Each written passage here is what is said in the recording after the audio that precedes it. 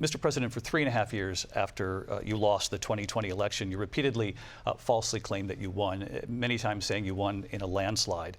In the past couple of weeks leading up to this debate, you have said, quote, you lost by a whisker, that you, quote, didn't quite make it, that you came up a little bit short. I said that? Are you now acknowledging that you lost in 2020? No, I don't acknowledge that at all. But I you said did that say sarcastically. You know that. It was said, oh, we lost by a whisker. That was said sarcastically. Look, there's so much proof. All you have to do is look at it. And they should have sent it back to the legislatures for approval. I got almost 75 million votes, the most votes any sitting president has ever gotten. I was told if I got 63, which was what I got in 2016, you can't be beaten.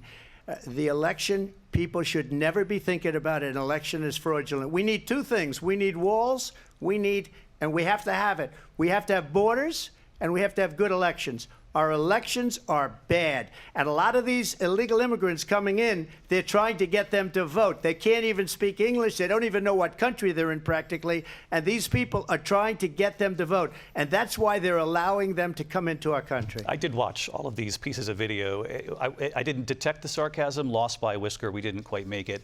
And we should just point out here as clarification, and you know this, you and your allies, 60 cases in front of many judges, many of them Republican. No judge looked at it. And said they there was said no we didn't have widespread fraud. standing. That's the other thing. They said we didn't have standing, a technicality. Can you imagine a system where a person in an election doesn't have standing? The President of the United States doesn't have standing. That's how we lost.